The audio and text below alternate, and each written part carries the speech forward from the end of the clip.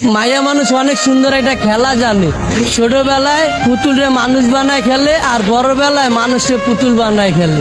বিয়া করছিলাম 5 বছরের প্রেম আর 1.5 বছরের সম্পর্ক। বিয়া 10 দিন আগে আমার ডিভোর্স হয়ে গেছে, সে আরেকটা বিয়া করে ফেলাইছে। কেন ছেড়ে গেছে এটা তো আমি কইতে পারব না, তার ব্যক্তিগত ব্যাপার, কি জন্য ছেড়ে গেছে। কিন্তু আমি আমার সাইড থেকে ওরে কোনো কমতি রাখি নাই দেওয়া। একটা মেয়েকে যতটুকু ভালোবাসার প্রয়োজন আমি ততটুকুই ভালোবাসছিলাম। মেয়েরা টাকার পাবে, তার জন্য আমার ফ্যামিলি ছাড়ছি, সে আমারে ছেড়ে চলে গেছে। মানুষ পছন্দের একটা জিনিস কখন ছাড়ে, সে আরো দামি কিছু যদি পায় তখন ছাড়ে। সে হয়তো পাইছে আমারে ছেড়ে গেছে, কিন্তু আমি এখনো পাই নাই, সেজন্য তারে ছাড়তে পারি না। তার স্মৃতি নিয়ে বাইচে আসছি।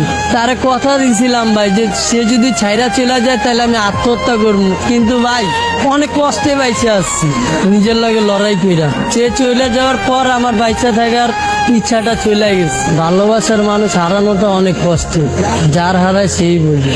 আজকে ওই মেয়ের কারণে আমি রাস্তায় ঠিক মতো খাইতে পারি না, না খেয়ে রাস্তায় রাস্তায় গেছি। আমি আমার ফ্যামিলির কাছেও চাইলেও যাইতে পারি না, কারণ তার জন্য আমার ফ্যামিলি ছেড়ে আসছে, আর সেই মানুষটা আমারে ছেড়ে গেছে। নারী তুমি ধন্য, পুরুষ মানুষের মন ভাঙার জন্য। তাকে কি এমন কোনো কথা আছে যেটা বলা হয়নি, আজকে আমাদের মাধ্যমে বলবেন? তাকে একটা কথাই বলবো, আমি আজও তোমাকে ভালোবাসি। আপনার মুখে আমি একটা গান শুনতে চাচ্ছি।